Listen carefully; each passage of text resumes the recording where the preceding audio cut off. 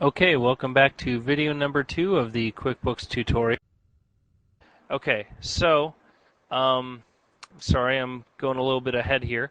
Uh, what I want you to do now is go to your checking account and double click. Just double click on that account, and that'll bring up your register. Now, your register looks just like basically your paper checkbook register would for your, that you keep with your checkbook and use. So what we can do right here is enter in each and every transaction on your checking account, because we're in the checking account, and we're just going to go line by line. So that's why you've got your bank statement out, because I just want you to go line by line and enter things in. Okay, and again, I'll show you. I tell you what, I'll just give you some examples. So I'm looking at my bank statement here, and okay, so the first entry says, oops, so we're in the date field over here, and I'm just going to type in June 1st, 2007. This is a deposit that I'm entering in, so I'm actually going to just delete the number in there. The account, that doesn't matter because it's a deposit. By the way, you can use your mouse and just click in these various boxes and the various fields to enter in what you want to enter in, or you can hit the tab button and that moves you from field to field. I like doing that. So now I'm going to, since this is a deposit, we're going to go to this field and say that's the total amount of my deposit. Okay, so now I'm going to say, now the account field is pretty important, probably the most important field for you. Your CPA and tax preparer would especially say that, because the account field is where you're going to tell QuickBooks what this income or expense was for. Okay, so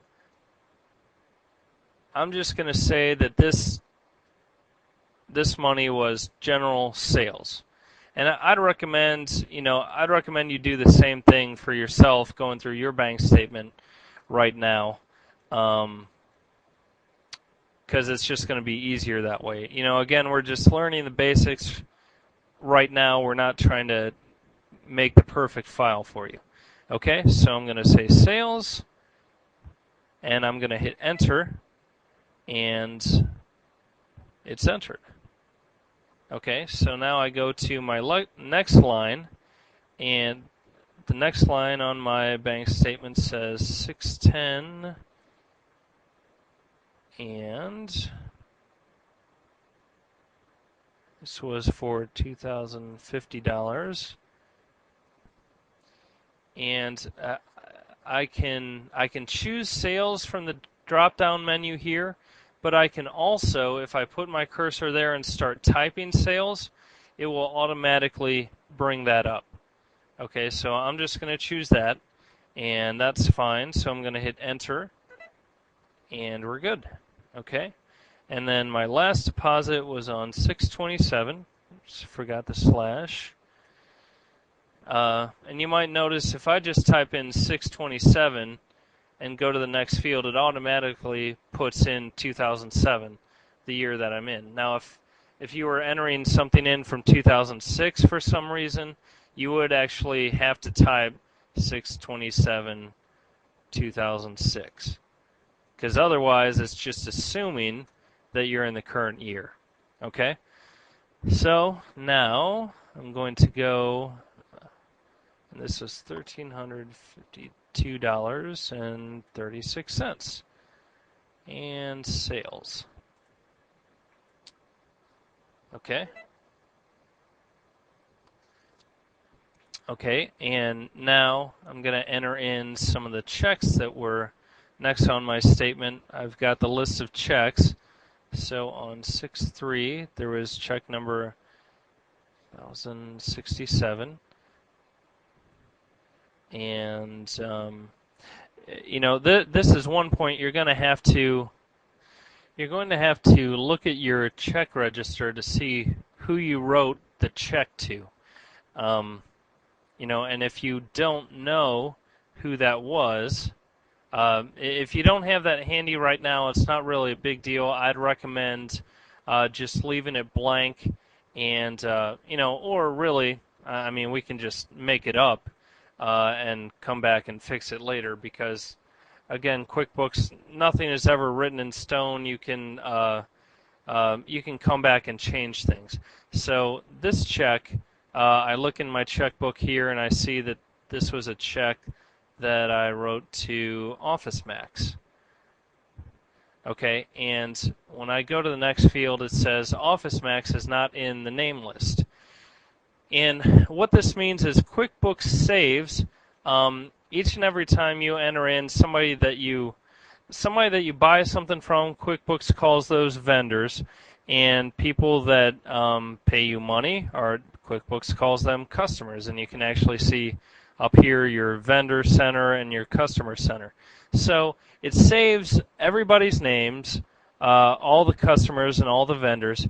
And if you type in somebody that QuickBooks has never seen before, then it's going to ask you to add them to your vendor list or your customer list.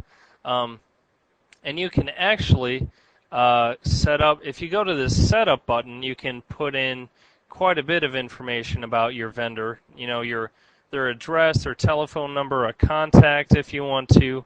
But I, most of the times, just use the quick add button because, I don't really want to stop what I'm doing and enter in all that information, especially if we don't even keep it, and it's not necessary. Most times I end up using this quick add button, so I'm clicking that, and it asks me what kind of who I'm adding. I'm adding a vendor. Office Max is a vendor, so I say OK. And this was a payment for $142.52. Okay, and this was for office supplies, obviously. So we're going to look for that in the list.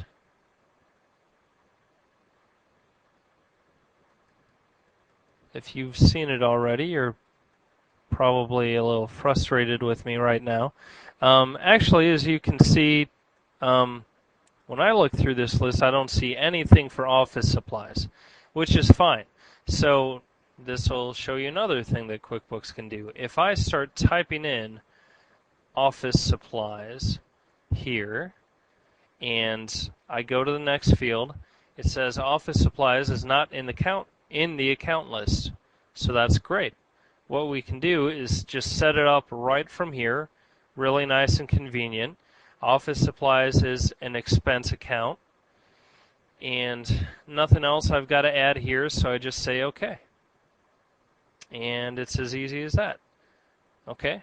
So, and in the memo field, this here is your memo field. You can type in if you want to add details like, bought really expensive paper clips. Whatever you bought, you can type in there, just for reference sake. Okay? Okay, so we're going to stop this video right here. Please move on to the third and final video of the QuickBooks tutorial series.